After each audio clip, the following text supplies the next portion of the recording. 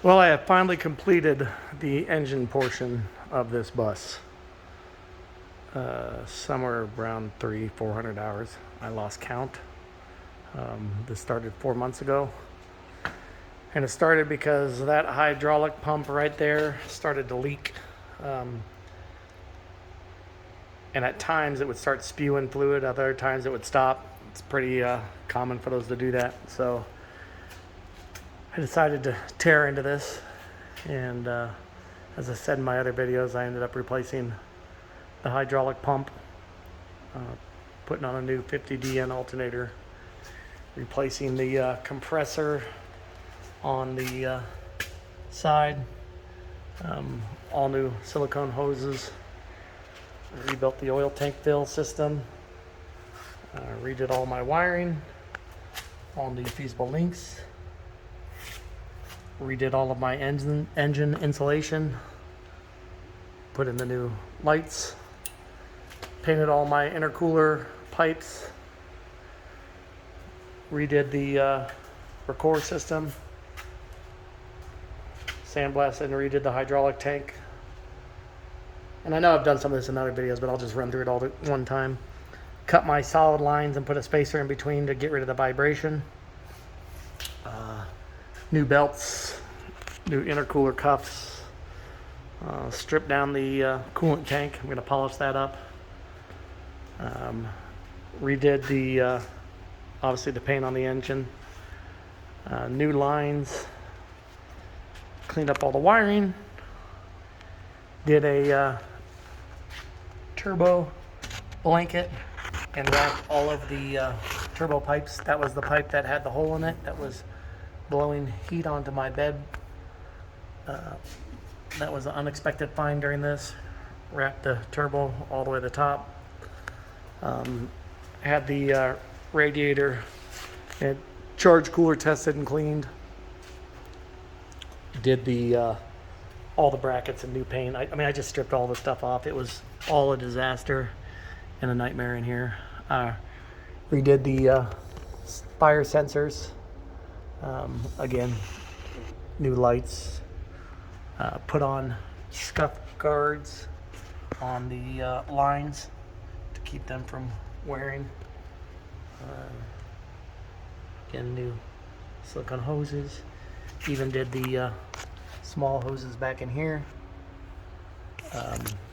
And then just cleaned things up in general. Redid the start box, the cool line, or the the engine fill system.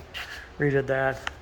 Completely redid the back of the engine cover. Pulled this wiring apart. It was me being anal retentive, but boy, am I glad I did, because I found a whole group of wires that were all split in half and were breaking. So I was able to do that, but just cleaned up the wiring as a whole, and scrubbed and painted the back. Got the new latches on it for the rear gate. Got the tail lights beforehand from Irwin. Those things work amazing. So replaced those and replaced the reverse lights with LEDs. And then the rest of it was just cleaning up. Rewiring, going through and making sure that everything was kosher. The electrical in this bus was a disaster, so I was able to take everything, clean it up, relabeled all the wires with new labels so that whoever owns this bus after me is able to figure out where the wires went. And that's about it.